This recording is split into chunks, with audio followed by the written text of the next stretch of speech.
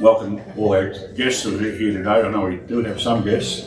I think we've got some guests, so we've got our speaker today, Bill. Thanks for coming along. Looking forward to your presentation. Are there any other guests today? No? Okay, fine. Birthdays. Of note, David Jones. 19th of January. Yeah, well done, David. 19th of January. 19th. Yep. 41, so 84. Yep. 85 last week. Well done. Fantastic. And he's not here today, but I think Detlef Hingst is 85 in a few days' time. Yeah, fantastic. That's great. And of course, a special welcome to Bev Brad. Morning, Bev. Anniversaries. Any special anniversaries? 68 last week. Oh, well done, Bob. Well done, Bobby. Yeah, birthday cake, absolutely. And any special occasions, anyone? It's good, just sometimes it's just good to hear. Brian's got one. I had an anniversary. 67 years married last Saturday. Fantastic, Brian, well done. Yeah, 67 years.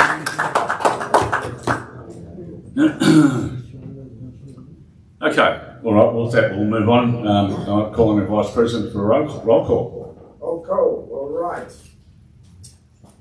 Rob Adams.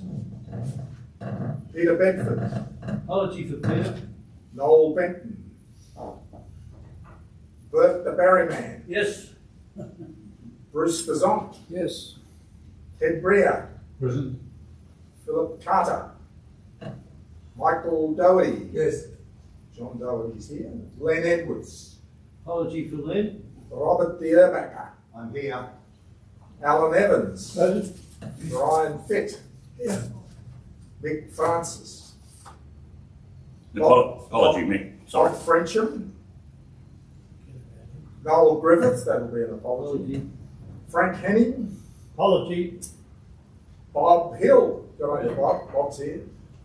Detlef Hingst. Apology. John Horsfall will be an apology. Apology. Reg Jackson. Yeah. I'm here, hopefully. Joe Landsberg. David Lund. Apology for David. Peter McCartney. Present. Brian McMahon. Apology. John Metcalf. He's here. Yeah.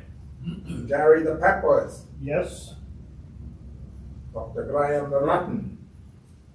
Laurie Rose. Kevin Ryan. Yes. Will Sendler. Hello. Good to see you, Will. Good to see you, Will. Colin Stiles is an apology. Not sure where he is. Indonesia or something. Indonesia. Yeah, I think it's in Indonesia. Indonesia. Mm. David Taylor. Les Sterling. Present. Keith Tupper. Present. Livio Turasek. Yeah. Andy the Walsh. Apology for Andy. And the Reverend Ian Williamson. Apology for Ian too. There we are. Yep. If there's anyone here whose name I haven't called, please let me know.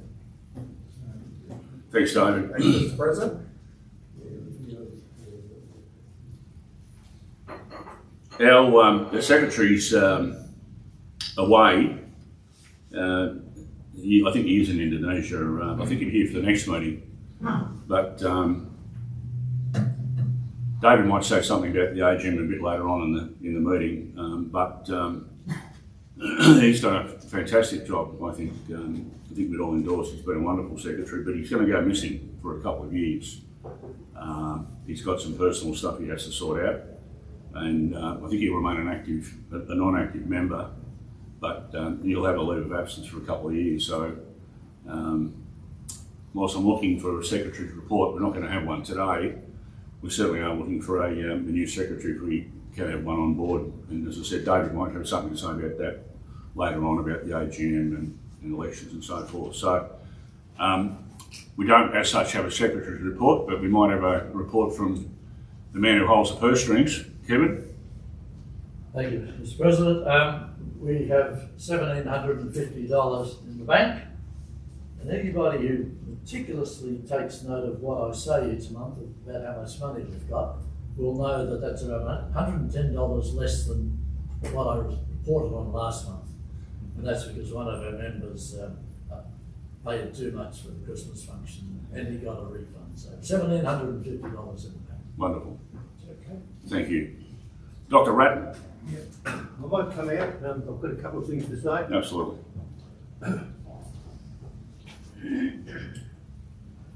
Which is unfortunate because I don't like to have too much to say in this segment. But we have had a few people who I've made contact with. You'll be aware from the newsletter that Stuart Hall died recently. Stuart Hall, probably very few of you know Stuart or remember him. He was a member who attended quite a lot, and then his wife became ill and required quite a lot of support. The support has been increasing, so Stuart's attendance became sporadic and then became virtually nil. But I believe that his memorial service is tomorrow. Unfortunately, I'm unable to. Can you hear me? All right. Yeah. I'm unable to go, but I've got a prior appointment that can't be broken. But that's that. Now, three of our members have appointments with surgeons in the near future. We've got Peter Bedford, who's looking forward to having something done to his thyroid gland. We've got Peter McCartney. They're going to shatter his renal stones and get rid of those for him. And Robert Urbach is waiting on something to be done at the Austin regarding his heart, sort of making it work better so that he'll be playing tennis and jumping around. David Lunn, unfortunately, you know that David's battling with a few health problems, but he's had a fall recently and split open his leg. So he had to go to have that sutured up. So he's been in the hands of the surgeons also recently. I've spoken to a number of people who have mobility challenges. Noel Griffith, he remains exactly the same. No prospect of seeing him. John Horsfall is fine, but we won't see him here again. Ian Williamson is having increasing mobility problems, and his attendance at meetings may be a bit problematic in the future, although he's hopeful that he may be able to get to meetings, some meetings anyhow. And Len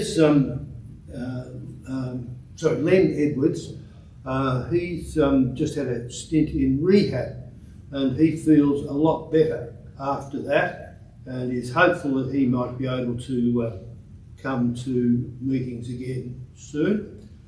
And the final one, Ron Speechley, and I don't know about Ron because I've tried several times but unable to make contact with Ron. Thanks very much. Graham, back to David. Do you know how long ago it was when he had the fall? Within the last 10 days, I think. Okay. I think. I'm hearing from another source that he might have other issues too. Oh, he's got several other issues, which I probably shouldn't go into too much at the moment, but he has got other major issues. Yeah. I'll keep that private for the moment. Yeah. Thank you. Yeah. No, good on you. Thank you, Graham.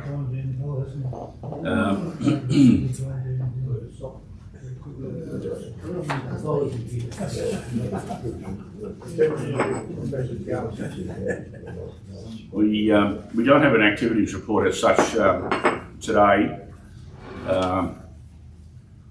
although members and particularly committee members, if there's things that are being planned and such, can speak about those sorts of things. That leads me to Members' Corner, and Colin asked me if I'd like to speak about. I had a recent trip to Hong Kong, and just to canvass people around the room here. Anybody here? People been to Hong Kong? Yeah, quite a number. I'd never been there before. I'd been to Singapore, and I went with a family friend.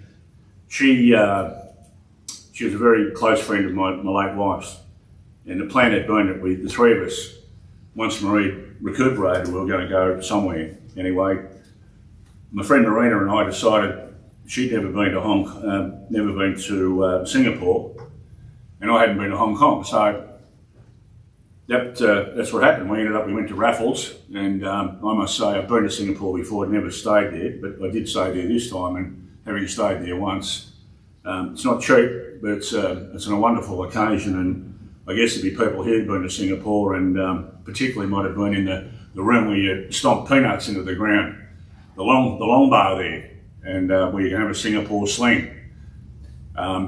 It's still a wonderful facility. The room itself has changed. They've now tiled that floor, so the wonderful sort of rich timber jarrah floor that you stomp peanuts into and crush oil into. Well, now you're crushing them into tiles. It's a bit different, not quite the same, but anyway, we had a great time there. We went on to Hong Kong, and I wanted to go to the races, so apologies to those of you who are not interested all that much in thoroughbred horse racing, but I am, and I went to a place called Sha Tin, and it's the second of two race courses that have been built.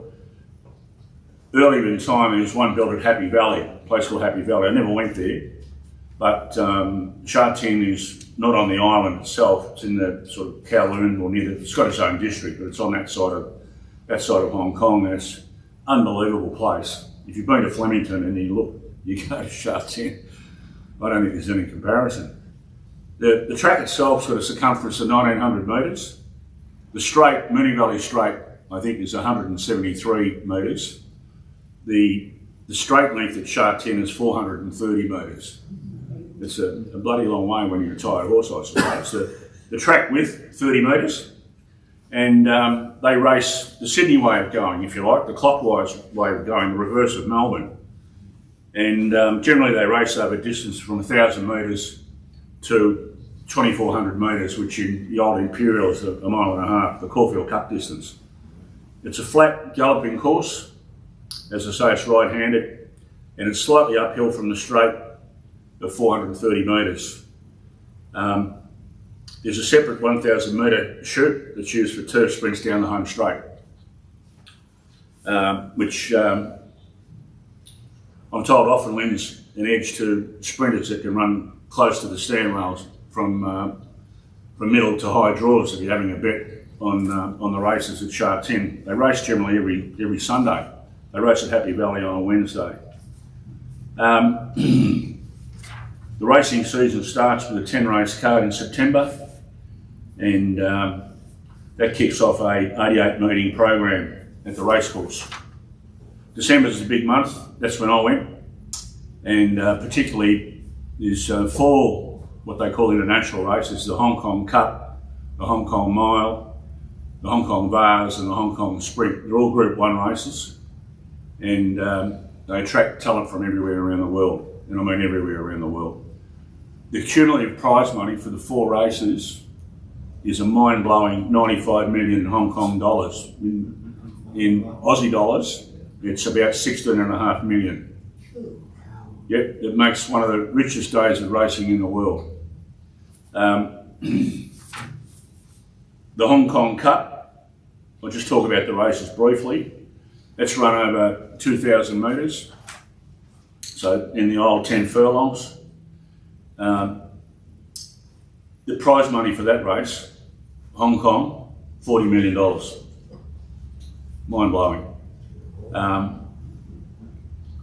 In 2020, there was a Japanese filly called Non-Call. It won the race in 2 minutes and 0.5 of a second. If you think back to a fellow named Vic Rail, he trained a front-running horse probably back in maybe it was in the mid-80s, horse called Vo Road. He could run 10 furlongs under that time, so if it ever got to Hong Kong, it would have more than held its own. The Hong Kong Mile, that's raced over a mile, or 1,600. It has prize money, $36 million. It was first run over 1,400 metres, so 7 furlongs, in 1991. That increased to a mile in 1991, was promoted to Group 1 status. And for those interested in horse racing, Famous winners include recently a horse called Golden 60, an absolute champion, horse Beauty Generation, and a horse called Good Baba, who won the race 3 times in a row between 2007 and 2009. The Hong Kong Sprint was introduced in 1999 when a horse called Fairy King Prawn stormed a victory. It's the world's richest Group 1 race over 1,200 metres, surpassing the Golden Slipper that we have here in Sydney, usually in about April. The Sprint is worth 26 million Hong Kong.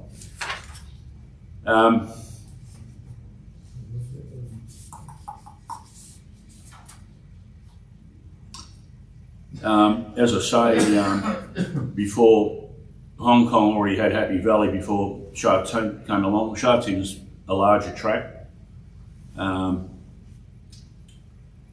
It's been continually upgraded over the years. There's a second grandstand that's been added, and so now the patronage there. When I was there, the guesstimation was there was 100,000 people on course.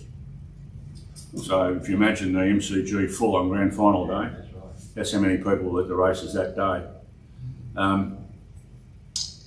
So it's a world-class race course. There's 20 stables. You can't just go to Hong Kong, you need to be invited if you want to train or if you want to be a jockey. And it has a capacity for 1,260 horses. It has an equine hospital, swimming pool, a racing laboratory, and some of the best amenities in the business. Where I was situated was in a place called the paddock stand, if you like, paddock room. It was more than a room. It was huge. It was on the finishing post. It had a great view. You could walk outside. The food, I've never seen such an array of food or people. Chefs hats on. You could probably walk 50 metres, and there were tables everywhere. 50 metres, patronage over this side, cooks waiting to serve you with whatever you wanted. There's also food out there. Was what they call Boston crayfish,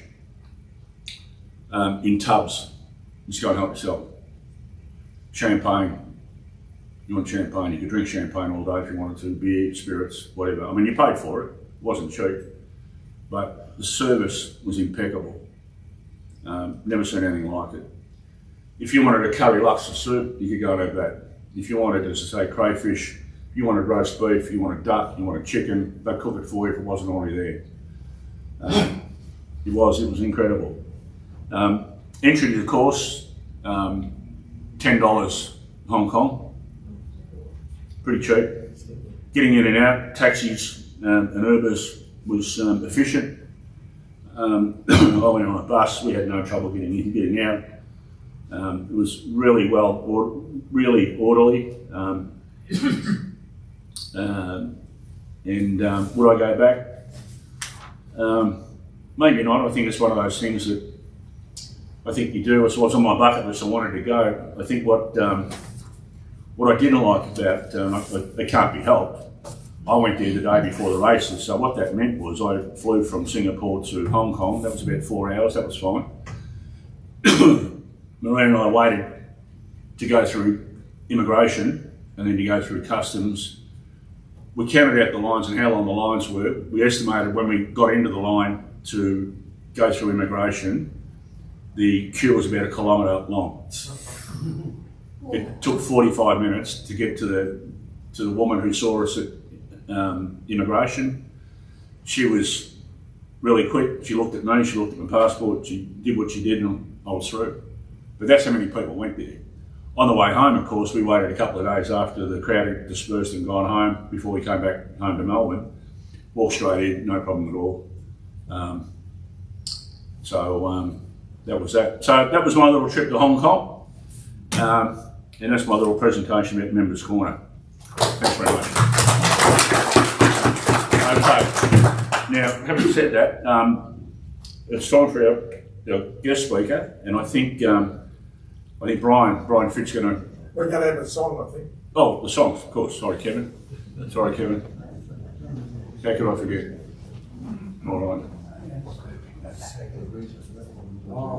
John, just Yep. before you get speaker, I'll say a word. Right, yeah, two things. Just reminded me, David's reminded me of something. And also Robert Erbacher, I won't forget Robert. Robert won't take quite as long. Robert just reminded me, as well as anybody else who have not got name tags. I don't know where mine is, but I've told him I need one. And if you need a name tag, please see Robert after the meeting, and he'll organise it for you. All right, okay, now David Jones. David would like to say something. You do the song. Kev can do the song. Okay, all right, fine. Yeah, can I? Yeah.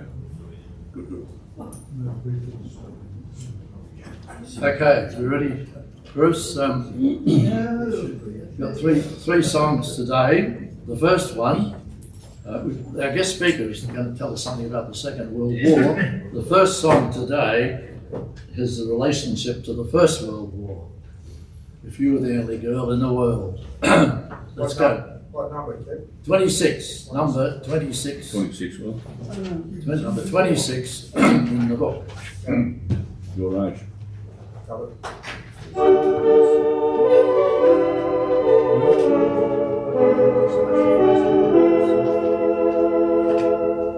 If you were the only girl in the world, and I was the only boy, nothing else would matter in the world today. We could go on living in the same old way, not enough even just made for two, with nothing to spoil our joy. I would say such wonderful things to you. There would be such wonderful things to do if you were the only girl in the world and I were the only boy. Righto. Next one, number 30. Also a connotation with the war. The Second World War, this was one of the favourite songs. In fact, it was written by a German soldier in the First World War as a poem to his two girlfriends, Lily and Melaine.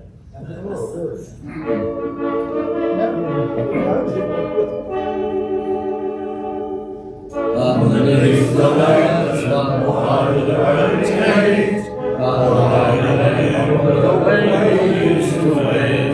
Was there that you whispered tenderly that you love me, you'll always be my lily of the lamp, like my own Lily Marlene. Time come for old call, time for us to part. Darling, I caress you and press you to my heart. And beneath that far-off lantern light, I'd hold you tight, we'd kiss goodnight. My lily of the lamp, like my own Lily Marlene. Orders came for sailing somewhere over there. All confined to barracks was more than I could bear. I knew you were waiting in the street. I heard your feet, but could not meet. My lily of the lamp, like my own Lily Marlene. All right, sorry about the next one. Nothing to do with any of the wars. Number 35. Over the Rainbow. You got 35? Yep.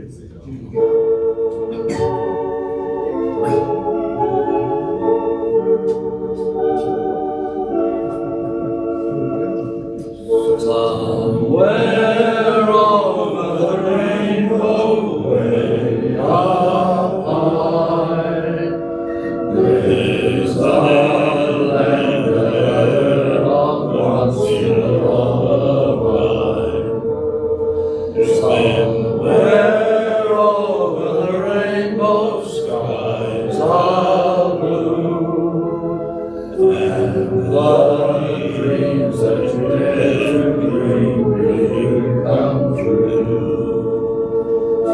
day I wish upon a star and wake up where the clouds are far behind me.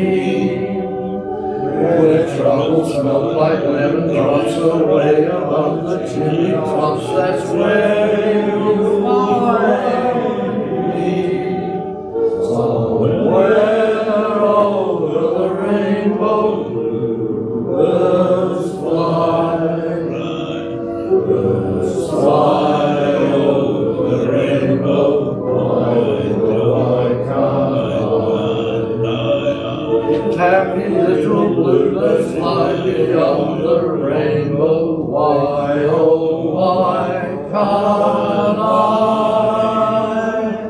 Yeah, well, There we go.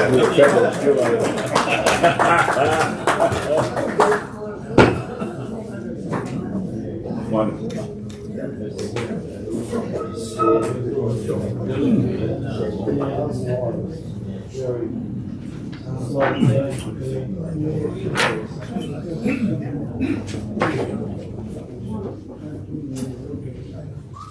we've got Wilson. Sorry? Oh, there's one here for it, yeah. Yeah, I think there's one up there. But you can use that if you want. Oh, yeah.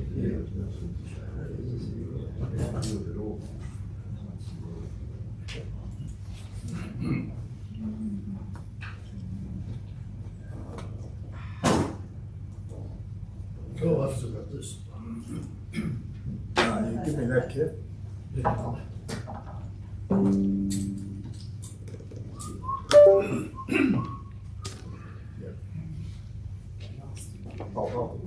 All right, Will.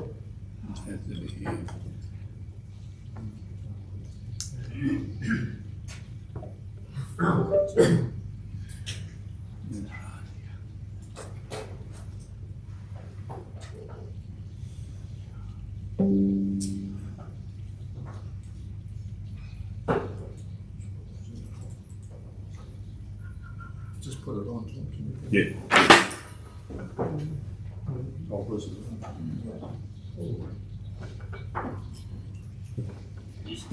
This goes on every time. This goes on. The PA system. The young ones. Okay, just want to say a few words about the forthcoming AGM, which will be, I'm pretty sure it's the 11th of March. And the notice for the AGM will be sent out shortly by Bruce. It's been prepared. So you'll be familiar with the usual format for the AGM. And of course, all positions on the Committee of Management are vacant and then filled at the AGM. And we make a formal call for nominations now. The nomination documents can be obtained from Colin, and I think Robert also has them if anyone wants to nominate someone, and we'd ask that any nominations try and be in by the February meeting. Now, the situation is that we are obliged as a matter of law, because we're an incorporated association, to have certain office positions: President, Vice President, Secretary and Treasurer. And if we can't fill those positions, then we can't operate. So the situation is that we need to fill at least those positions. We have some others as well. The Committee of Management at its last meeting spent a lot of time thinking about these issues. And also, what will be put before the annual general meeting is a special resolution that the membership of the club be open to male and female members, male and female. So in effect, to make it a mixed club. There's nothing in the Constitution that prevents that, but because the club has operated as a mixed club, it's felt appropriate that a special resolution be passed. The committee is putting this resolution forward. It'll require a majority of 75% of those present. Now, the position is that the existing committee of management, and of course that won't include Colin Stiles, because as John has pointed out, Colin, for personal reasons, cannot continue. Colin has been an outstanding contributor to this club, absolutely outstanding. And we'll say more about it at the annual general meeting, because his enthusiasm and his preparedness to get things done has been quite incredible. And he's going to be a big loss to us, but we've got to respect the fact that Colin has to take time away, and we have to deal with it. So the existing committee of management, if there are no other nominations, we will ensure that there are nominations to cover at least the positions that are required. We've discussed that, and we will do that, and it will mean that the club can continue to operate. But it does mean that we still have to consider very carefully future planning. But I think we're hopeful that if the membership is opened up to ladies, that we get an increase in numbers, and also that we get ourselves in a better position in terms of succession for membership committee places. So that's what's happening. You'll get the notice fairly soon. If people can't attend, there'll be a proxy document available which people can fill in to have their vote cast by the president or someone else. And we'll then take it from there. But the position is that even if there are no new nominations for membership of the committee, the existing members will take up the slack as far as the next 12 months is concerned. And I might mention that a very important person in relation to that is our magnificent newsletter editor, website editor, etc., Bruce Bazant. Okay, thanks.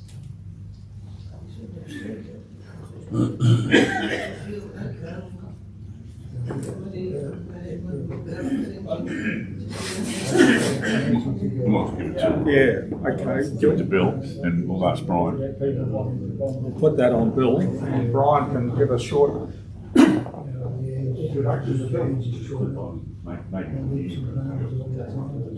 He's got a hearing problem.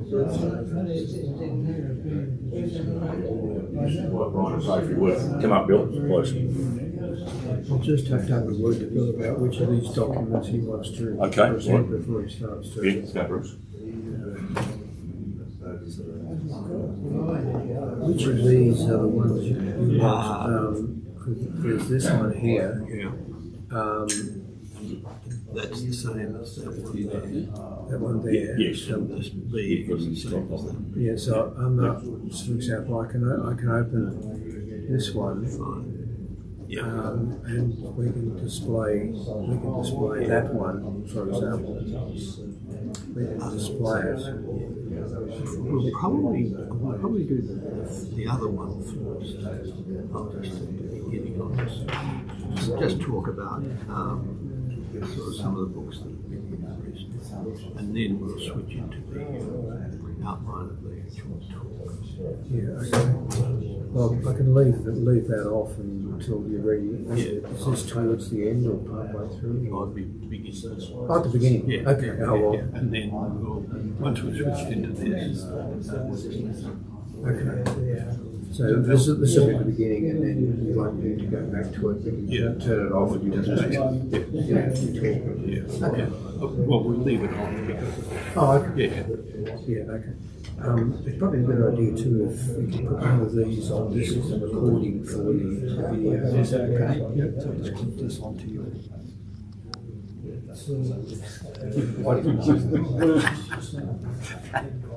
Okay, all set now. Thanks, Bill. Brian. Yeah, thanks everybody. I've been asked to introduce Bill Breen. He can speak for himself.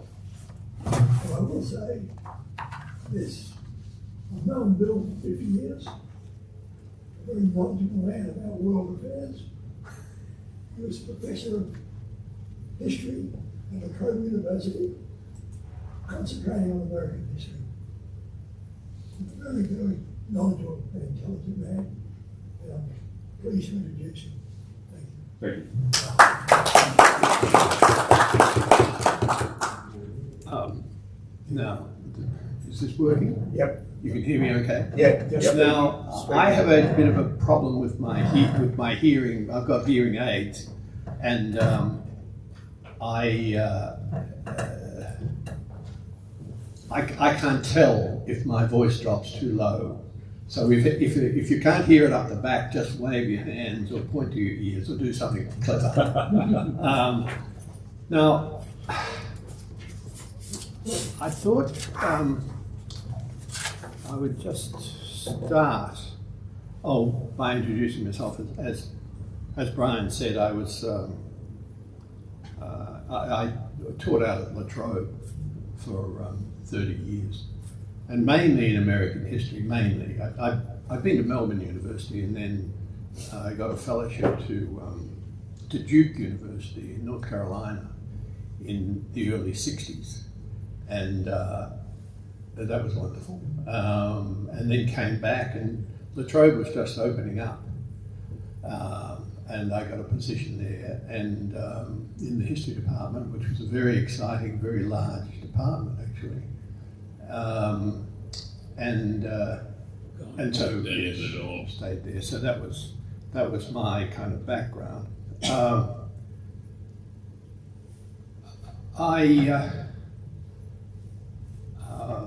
Let me see. My interest in World War II.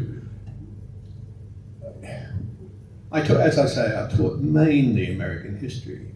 When at Duke, I ran into a professor there, Ted Ropp, who was in military history, or War and Society, the course was called, which of course was not available here. I'd never heard of it actually when I got there. And I just found it the most fascinating course that I'd ever had. He was the most fascinating lecturer that I'd ever had here, anywhere. And so he got me interested. So occasionally I would put on a kind of a variation out of Latrobe. I put on a variation of Ropp's course. And it kind of kept my interest in military history, but sort of a wider thing than just military history, with society and how society copes with crisis, one thing and another. So that sort of explains my, yeah. And then when I retired, when I didn't have to teach, I should say, I suppose, toward the end of my time out there, I taught mainly early American history, I taught introductory course, and then specialty was sort of late 19th, early 20th century up until the end of the Depression, the Great Depression. And toward the end, I was sort of moving it into the Depression and the war, and American involvement in the war. But I didn't get too far with that. But that stoked my interest in World War II. And when I retired, I kind of abandoned American history. I was a bit sick of American history, and focused more and more on World War II in my retirement. And so that's why I'm here, really. I then taught a lot of war and society kind of courses over the years at U3A and at various U3A organisations. and read it quite a bit, and found it fascinating. There've been some just wonderful histories written about World War II, particularly in the last 30 years. And I'll just list some of them here. You may have heard of them. Can we have that first bibliography thing there? Not that one. Oh no, not that one, the other one. Yep. Just to let you know kind of where this is coming from. But Richard O, mainly they're a bunch of English historians that have just sort of revolutionised the history of World War II in the past 30 or so years. And I think the leading one is Richard Doherty, and I pinched the title of his book, his 1995 book, Why the Allies Won, for the title of this lecture. But he's just a wonderful historian, and he wrote and he published a couple of years ago. He published this Blood and Ruins, the Great Imperial War, which is just a fabulous book. He's written about 9 major works on different aspects of World War II, and this is his kind of summary magnum opus, if you like. And it's just a wonderful read. But if you want the shorter version, the Why the Allies Won is excellent. But then you've got Anthony Beevor has written an immense number of books, mainly battle-oriented books, but they're fabulously good, and they're fabulously easy to read and follow. Max Hastings, of course, has also done excellent All Hell Let Loose. Andrew Roberts has written a slightly different style, but a very interesting book, and there are more general books there. And the most interesting recent couple of writers are, I think, Phillips O'Brien, How the War Was Won, and his very recent book on a collection of essays, biographical essays on the major figures like Stalin, Churchill, etc., during the war, which is a really good read. And Toosey, Adam, I presume that's how you pronounce it, Adam Toosey, has also done some interesting late work. Anyway, that's kind of background. Now, turning to what we're going to talk about today, we'll switch that over. But that will give you an idea. And by way of introduction, I just make some very general background comments. I'm not quite sure, I appreciate that not many of you are particularly interested in the history of World War II, but just to kind of let you know that some of the recent contributions to our understanding of World War II, a lot of stuff that's come out recently is not actually about why the Allies won as such. It's more about sort of different aspects. There's been surprisingly little attention given until quite recently to Hitler's long-term objectives in World War II, which centred mainly on Eastern Europe. And it's increasingly clear that he dreamed of a permanent German empire in what we now call Ukraine, and that sort of Belarus, that area of what is Western, right, the old Western Russian Empire. And he dreamed of actually huge population movements, extermination movements, that didn't just include he had a particular animus about Jews, and the Holocaust speaks to that. But he also had a terrible animus against the Slavs, and he was interested in wholesale depopulation of that area so that the German population could move in, because he had this dream of empire modelled on the French and the British, etc. The same as Japan had a dream of empire, which seems terrifically archaic nowadays. but it was very real up until World War II. And World War II, of course, really marked the end of that dream. Well, except, of course, in Russia, where Putin is keeping that dream of empire, of Russian empire, alive.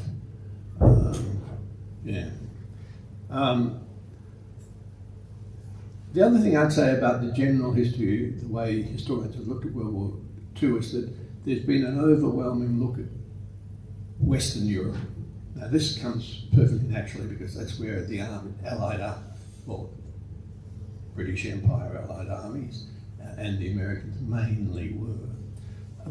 And it's only in the past really 40 years that we've had decent histories about the Pacific, the war in the Pacific. I mean, Australia has had some quite good stuff done on, Australia's contribution, but that's a tiny contribution up in New Guinea and, nearby. But the American contribution to the Pacific, it was largely a naval war, but of course an amphibious war there. And there's some excellent histories of that to come up. And the other thing, surprisingly, that Overy particularly in this last book has really focused on is that the surprisingly little emphasis has been registered on that World War II really marked the end of European colonialism and of European empires.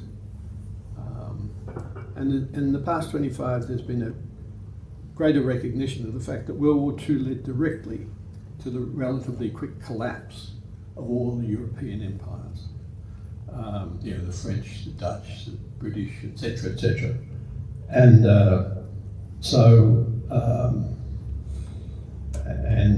let's see.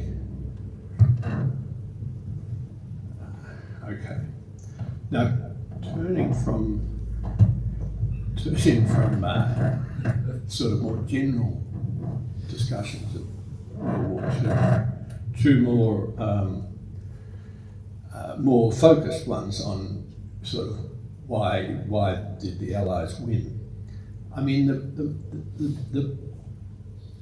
explanations tend to fall. The first 40 years after the war, the kinds of things that were discussed were military leadership. Although the Allies did win the war, in the discussions afterwards, the historians have been very critical of Allied military leadership.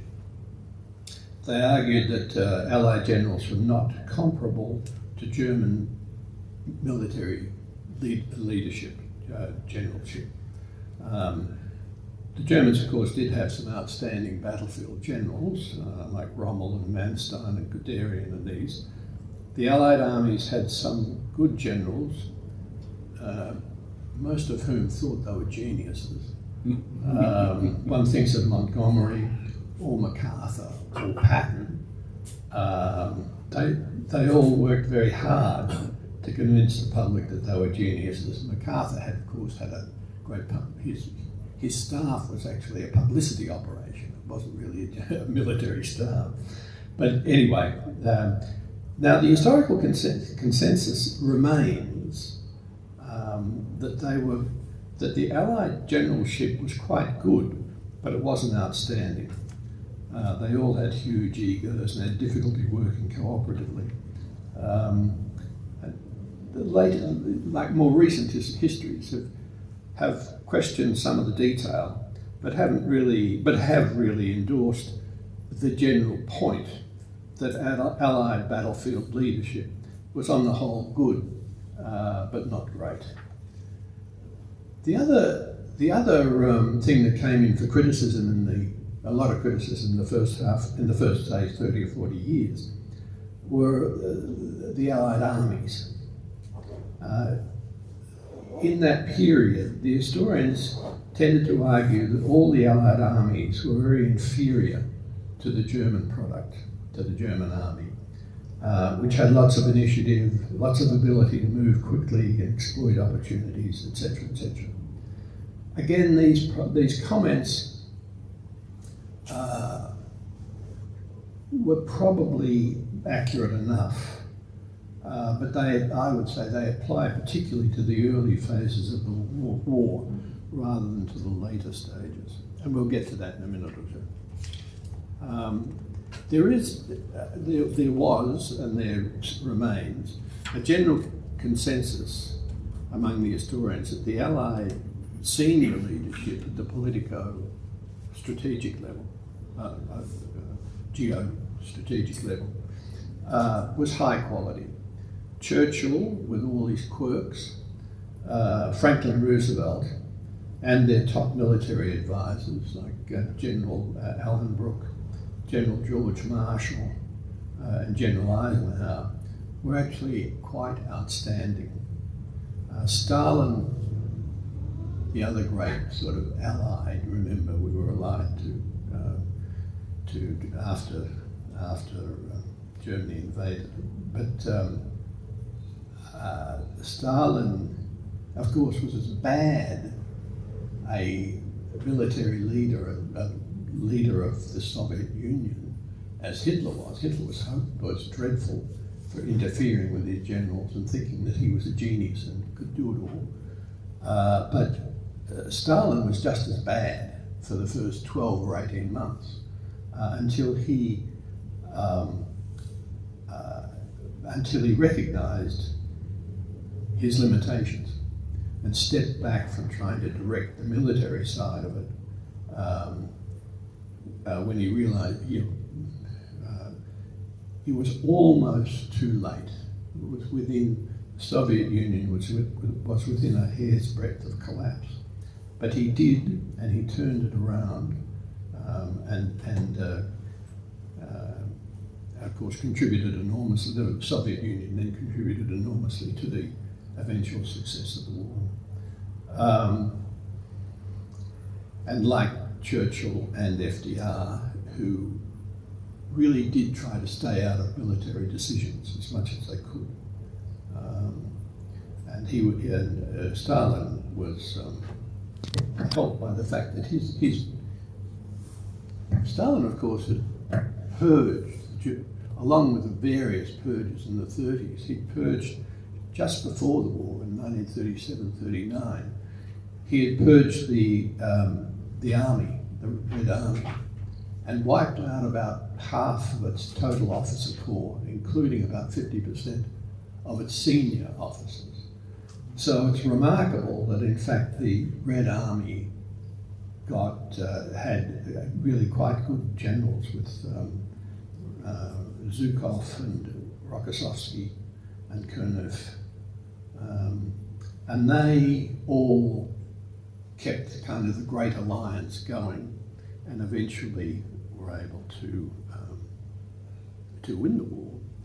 But it was the organisation of the Allied side at the higher levels was really quite outstanding. So if the Allied leadership, apart from the higher direction, was so poor, how do you explain Allied victory?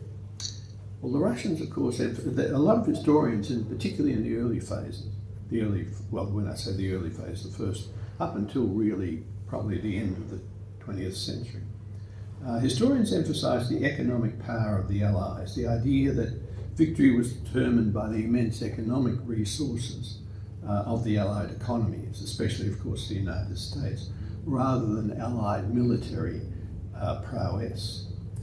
And this, I think, is probably still a kind of a major view, which, and my guess is that even in this august group, that there'd be a lot of people who would sort of say that that actually was why the West won the war.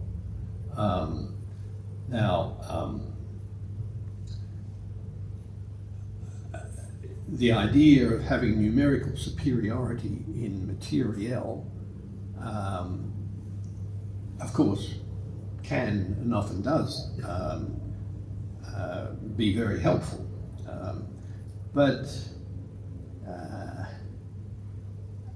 I don't think it actually wins wars. You need something more than that, and we'll get to that. Another popular view that emerged late in the 20th century, after the collapse of the Soviet Union in 1989, when they opened up their archives, when the new government opened up the Russian archives, and Western historians were able to get into the archives and recognise the immense scale of the devastation and the response of the Soviet Union, of the Red Army particularly.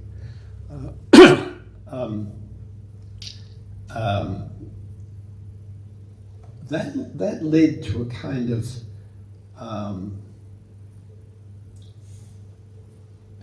a view among a number of historians that the Red Army had essentially done the hard work of defeating the German military, and that in a sense the Soviet Union had really kind of, in that sort of sense, done the heavy lifting and really had sort of won the war.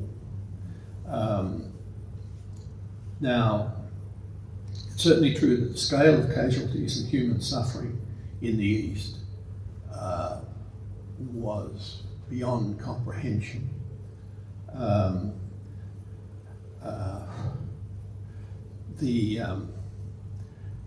But that doesn't mean really that the Soviet Union sort of essentially was a major contributor to winning the war.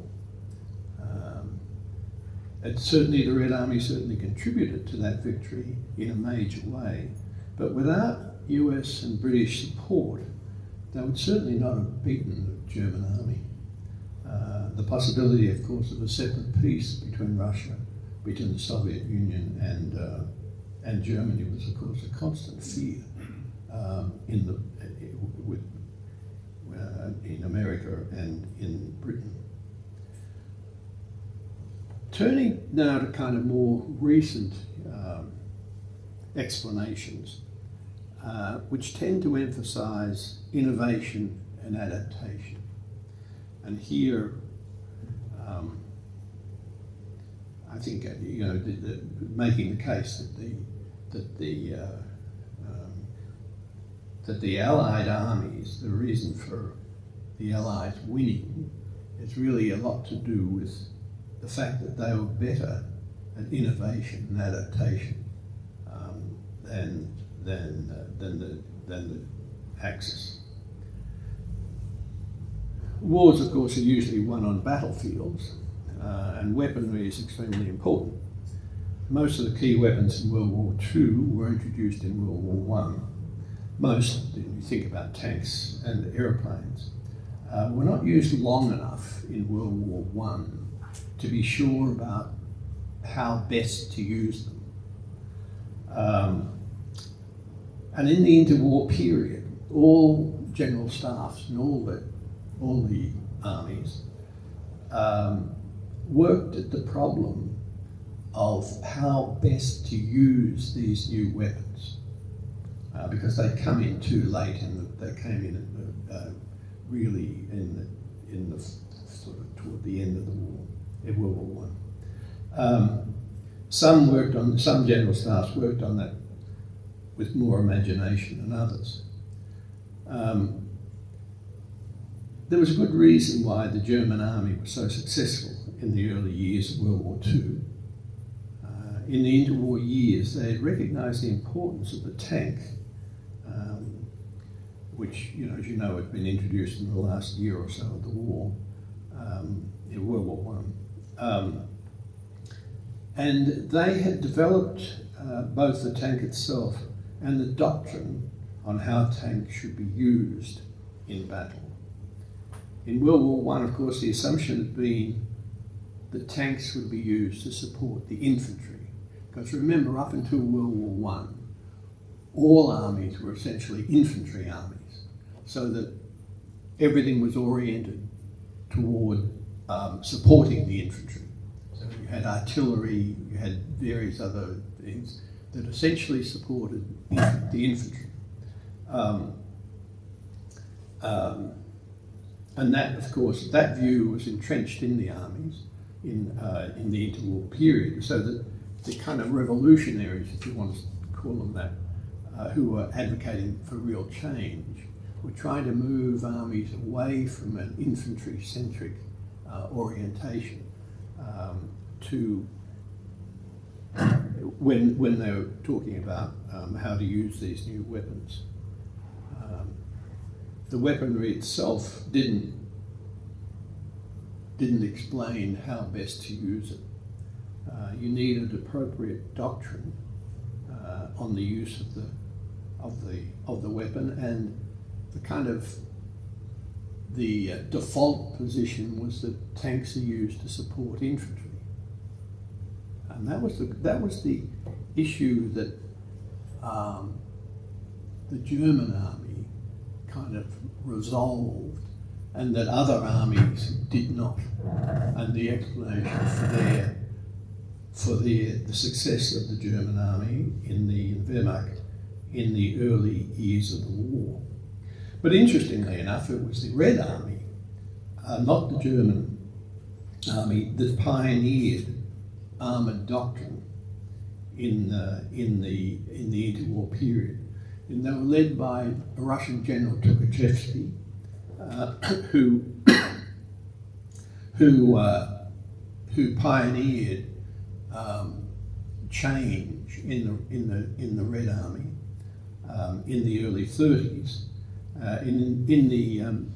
He established in the Red Army, he established armoured divisions in 1932, which was 3 years or 4 years before the Germans did. Tukhachevsky also developed a doctrine of what the Russians called deep warfare, with an emphasis on mobility, breakthrough, exploitation. But, excuse me.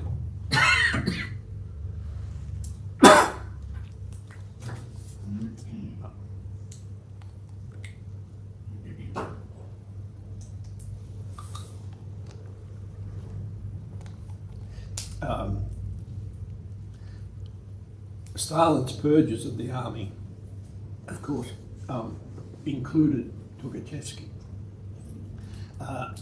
So in 1937-39, so he was executed and his theories were abandoned. His theories of deep war were abandoned. The armoured divisions were disbanded. The tanks were scattered back among the infantry divisions to support infantry divisions. They were brought back and spread around among the infantry divisions.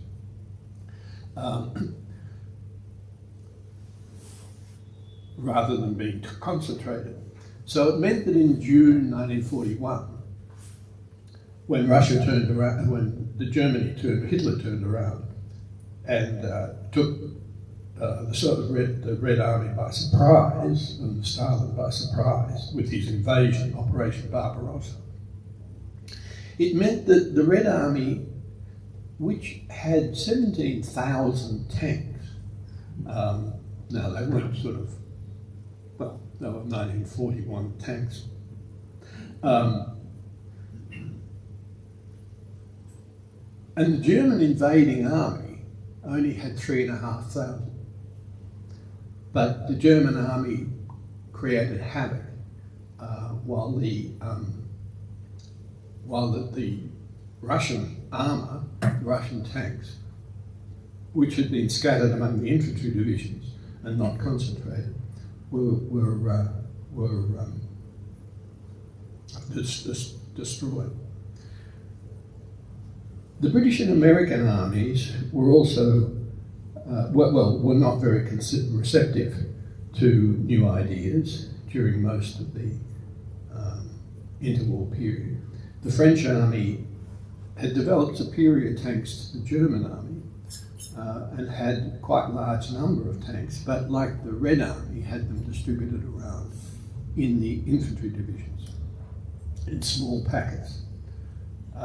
French doctrine, of course, was very defensive. It was recognised in the building of the Maginot Line. But only the German army developed and implemented both the tanks and the doctrine on how they should be used. German officers developed a quite radical new military doctrine in the 1930s. The new German army rejected the traditional hierarchical, centralised, top-down leadership on the battlefield, which was reflected in the World War I, in all the World War I armies. Instead, it promoted decentralised command and emphasised combined arms, which would emphasise surprise, judgment, speed, and exploitation of an enemy's momentary weakness. They began to experiment in the mid-30s with new ways of using the panzers, the tanks. They argued that tanks should be used in large groups, concentrated in large groups, combined with motorised infantry, motorised artillery, engineers and signal corps, and with supporting tactical aircraft in order to exploit to the full the elements of surprise, speed, movement that traditional armies couldn't cope with. And these ideas obviously were quite revolutionary, and I think largely explain German successes in 1939-42. They're very imaginative. But of course, mechanised forces were very expensive, and the German army in 1940 consisted of a sharp leading edge consisting of a small number of panzer divisions, equipped with tanks and motorised infantry and artillery and aircraft and close support. The rest of the army, of course, was basically a World War I, or indeed an American Civil War army. It's basically infantry. It's basically dependent upon rail lines to move the army to. In September 1939, when the Germans invaded Poland, their panzer divisions went first, but immediately after the panzer divisions, the German infantry marched up, and they took with them 400,000 horses to pull the artillery and pull all their supplies along with them. But the cutting edge of the German army were the panzer divisions, and they had this very modern doctrine that had prepared its officers to fight a war of manoeuvre, decentralised authority and exploitation. Pardon me. And of course the German army also, as part of this, led the world in the use of tactical air power. Guderian had incorporated tactical air support into his doctrine of armoured warfare in the mid-30s, so that by 1939 the Germans had substantial lead both in doctrine around tactical air support and in the development of appropriate aircraft. And the appropriate planes had been designed from 1935 onwards, the Junkers dive bomber, the Heinkel 111, the Dornier medium bombers, the Messerschmitt 109 for fighters, were all designed with this, what the Germans call operational air war, or we would call tactical air support, or tactical air power, in mind. And of course those planes were still in service at the end of the war, although even with that had upgrading, of course, but most were well behind the Allied air technology by then. So the organisation of the German air power reflected German doctrine. Each Panzer Army group had an air group attached, consisting of all types of aircraft, reconnaissance, fighters, dive bombers, medium bombers, etc., designed to follow right behind the Panzer divisions themselves. These groups were mobile, these air groups, tactical air groups, were mobile and moved with the panzer divisions. By 1939, these tactical air groups with the panzer divisions had developed a very effective web of radio communications, both between the air units and the ground forces. And this organisation remained virtually the same throughout the war. The ability to combine air power and land power together pretty seamlessly was really a German development. In the invasion of France, for example, the Germans were able to concentrate 2,500 combat aircraft to overwhelm local opposition because they're pulling up their tactical air.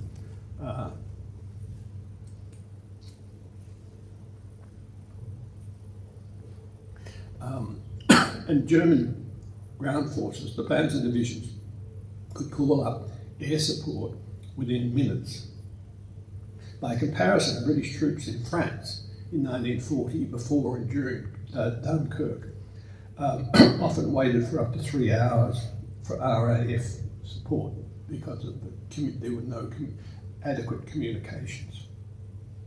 The same dramatic effect was achieved as I said, in the German invasion of the Soviet Union in 1941. German forces destroyed Soviet air power in a matter of weeks while supporting the Panzer offensive. It's not really for a year and a half that the Russians get themselves together and be able to rectify the imbalance. All this seems sort of common sense in hindsight, but in no other major air force had developed an effective doctrine of tactical air power in 1939. And the problem was the same problem as with tanks, that the infantry divisions wanted air power to provide close support for infantry. So air power was decentralised in the Allied armies, in most armies, and subordinated to local army commanders. When the war began, all armies except the Germans regarded aircraft as at best an auxiliary arm best suited to infantry support under army control. The new doctrine of blitzkrieg warfare that the Germans had developed proved to be amazingly successful in the early years. In the invasion of Europe, in the invasion of Russia, the German army fast moving of course, surrounded the Soviet Western Army group near Minsk in Belarus and destroyed it in 3 days. 3 entire Soviet field armies were destroyed, a total of over 400,000 prisoners. Stalin had a nervous break collapse at the end of June. General Pavlov, who was the unfortunate commander of the defeated Soviet Western Army group, was recalled to Moscow and, of course, summarily taken out and shot.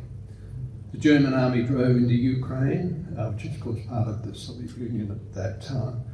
The largest tank battles of the war up to that time took place in southern Ukraine. There were huge Soviet losses in the first few weeks of the invasion. The Red Army lost approximately 90% of its tank force.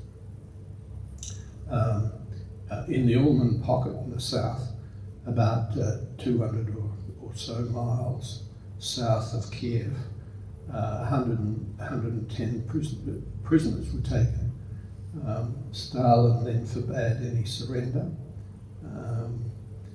In September of 41, near Kiev, in Ukraine, the Soviet, 4 Soviet field armies were lost. The Germans took 665,000 prisoners. I mean, it's just a wonder that the Soviet Union didn't collapse. The USSR lost over 2 million troops by the end of September 1941, which is sort of staggering losses. Around 80% were captured, the remainder were killed in the fighting. German losses in that period were about 1/10 of that. The Luftwaffe had virtually destroyed the Soviet Air Force, although it had lost about 2,000 planes to ground fire, mainly, but also to some Soviet fighters. But there was of course no final victory. The Red Army still existed and still was fighting, was able to keep retreating. I mean, the importance here of geography, I suppose, that Stalin, of course, used terror, as Hitler did, to keep the Soviet state from collapsing. Everybody expected the Soviet army and state to collapse, but Stalinist terror had a large part, I think, in holding the empire together. A total of around 300,000 Russian soldiers are believed to have been killed by their own commanders for desertion. German losses in that period, that 300,000 was more than the entire toll of British troops who perished at enemy hands in the course of the entire war. And 170,000 Soviet citizens were also formally sentenced to death and executed for alleged cowardice or desertion on the home front. Stalin's regime was incredibly ferocious, but and that partly, well, I suppose partly explains, but the Red Army, of course, had suffered by the end of the war about 8.5 million deaths. I mean, these are kind of incredible figures. German army wasn't, in terms of treating its own troops with such abandon. German army wasn't much better. It enforced obedience with terror. Around 35,000 German soldiers were accused of desertion, of which at least, well, the figures vary, but a minimum of 15,000 and probably closer to 25,000 were actually taken out and shot. The US Army, by contrast, had a total of around 40,000 deserters, but only one was shot for desertion. There was a great outcry about that. But the British Army didn't actually have a death penalty for desertion and had they estimate around about 100,000 deserters. In spite of these devastating deficiencies, I suppose you'd say, the reality was that it was actually the American and British armies that defeated the Wehrmacht on the battlefields of Western Europe. I just sort of say that but the overall picture is that the early successes of the German army can be explained by the fact that they had a new weapon, the tank, and a new doctrine.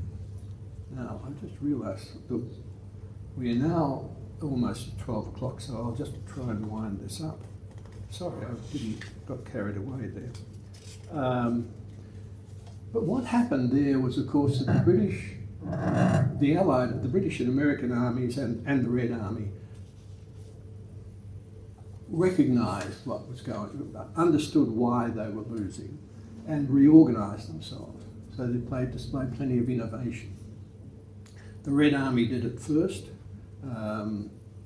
in that, well, yes, they did it in response to the terrible beating that they took in the first year and a half. They instituted a huge reorganisation and essentially adopted the German mode of operation. They essentially adopted a panzer divisions. The British Army reorganised itself around about the same time in 42 and 43. The American Army was, like the British, slow to recognise how tanks should be used, but they did a big reorganisation just before, in 1941, just before Pearl Harbor, and essentially adopted a version of the German Panzer model, or Panzer Division model, essentially devised as a for offensive purposes. The idea being that you can punch through the enemy line and then exploit it. But then the Germans, once the Red Army had recognised the problem, reorganised itself, it could actually hold its own against the German army with help from the West. But also relied upon a lot of their own production. But once that happened,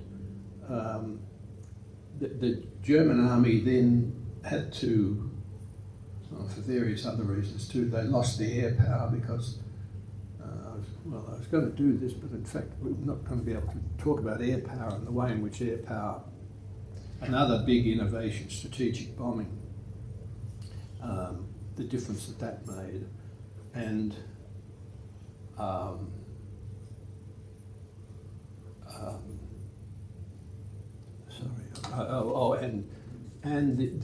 the other big innovation was, I think, was the development. The Americans developed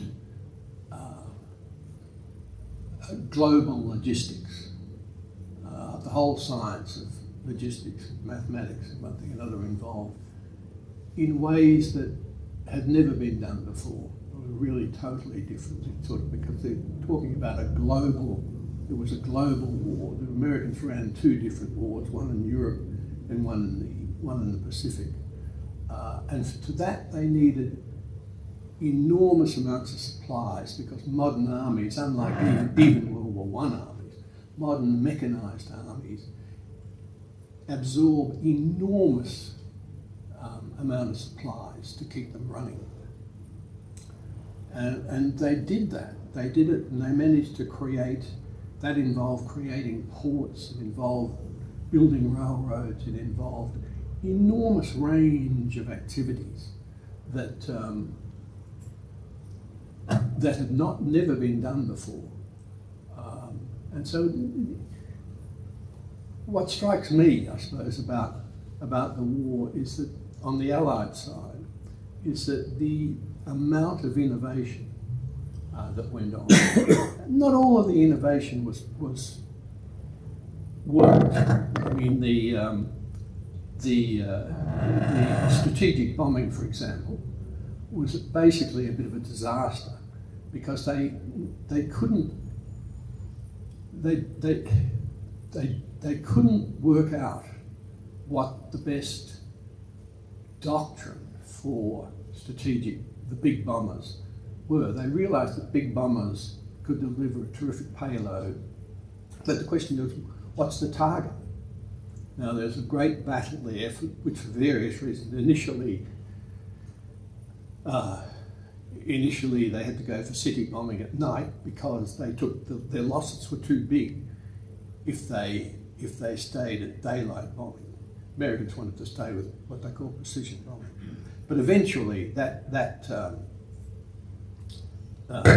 give that away. They had to go to night bombing, and eventually the Americans actually had to stop bombing for 3 months or so until they could develop escort fighters, the Mustang, etc. But there's tremendous sort of energy and innovation and adaptation on the Allied side. And I think really kind of in the longer run, that really had a kind of influence. I haven't explained it terribly well here, but a tremendous influence on the eventual outcome of the war. And I think that actually hasn't been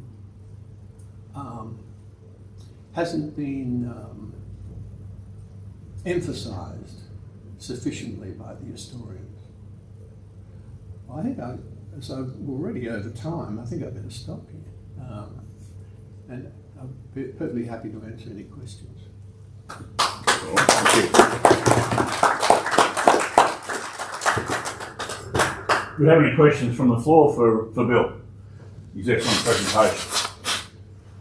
Yes. Yes, Les. What happened to all the hardware left after the war? All the tanks and guns and ships, what that like?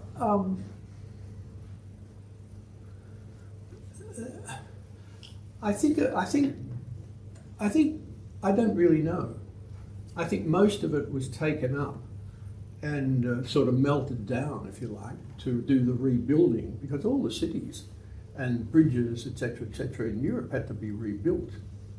All the, so much infrastructure in Europe had to be rebuilt because the bombing and artillery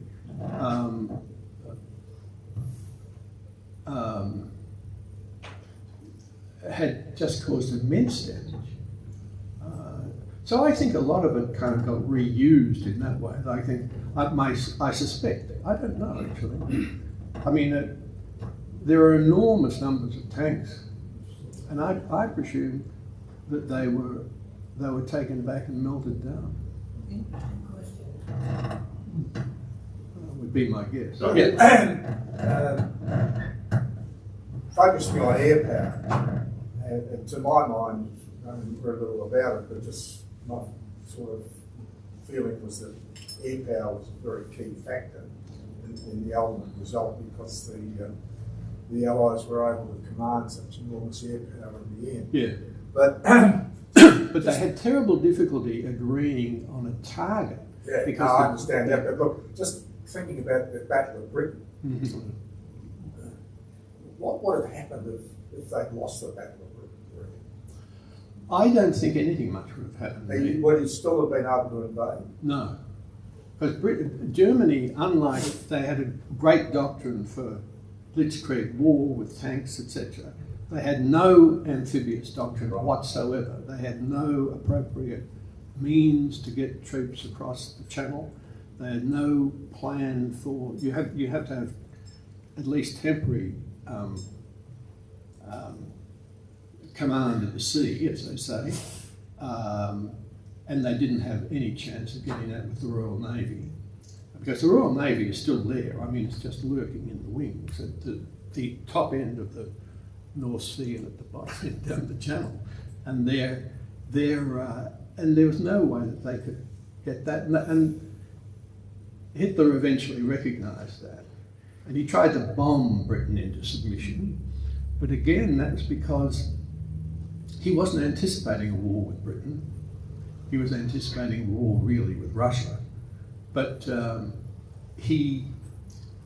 as a consequence, in the Battle of Britain, the Germans had the wrong equipment. Their planes were light bombers and medium bombers. They just weren't big enough to make a real dint. I mean, they made a dint, but to make a sufficient dint in British supplies and etc. manufacture to win the war, and eventually it nearly wrecked the Luftwaffe anyway. With that, but the British were very fortunate in that they had developed really good fighter interceptor planes, the Hurricanes and the Spitfires, and they also developed the radar system on the east coast that really helped bring their kind of limited resources to bear where they were needed when the German bombers came.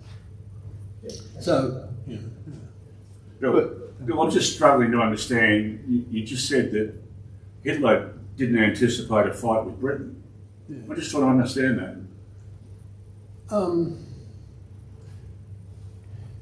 Hitler would have been happy to. Hitler admired the British Empire. He would have been happy to gotten into an alliance with Britain, because then if he had his western flank secured, he could then concentrate. He didn't want a two-front war, in other words, but that's what he got, because well, because the British and the French guaranteed Poland. Britain, of course, wasn't anticipating Dunkirk either. They were anticipating a rather World War One-ish style war, which would last for a couple of years, in the sort of northern France, Low Countries kind of area, the traditional kind of battlegrounds of Europe. And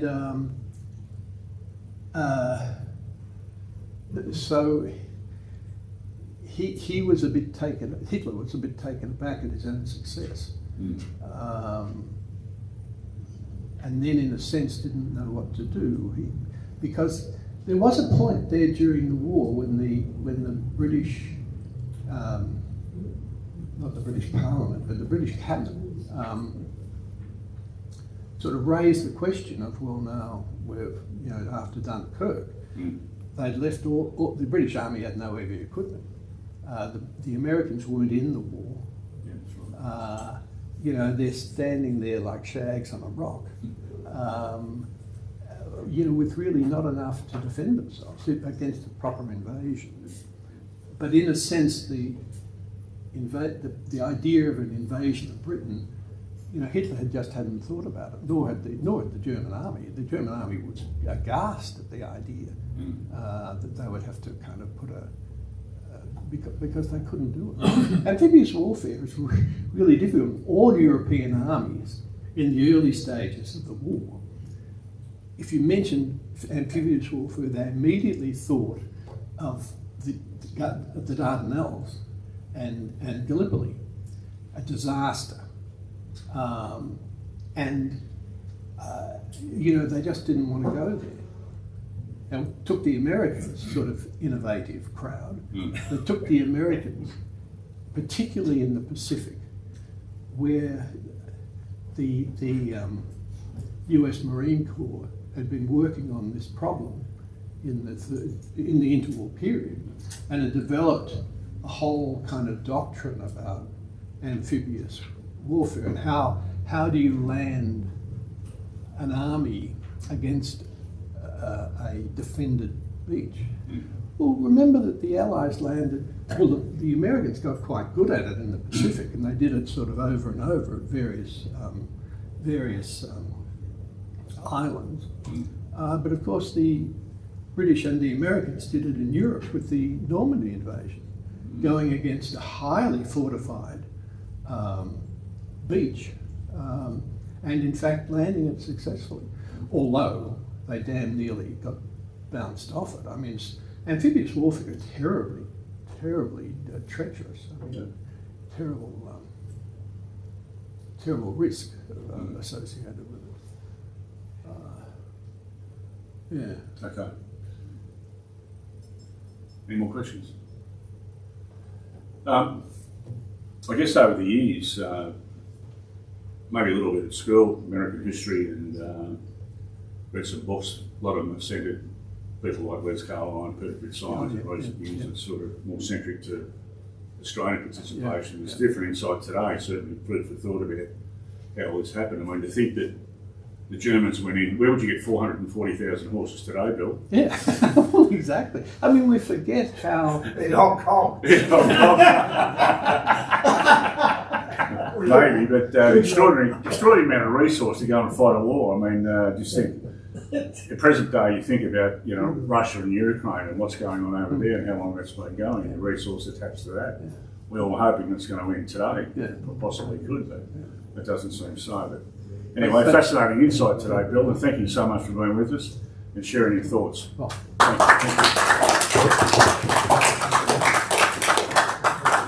you. You can do something useful with that as well. I think I could. All right. Good night. Thank you.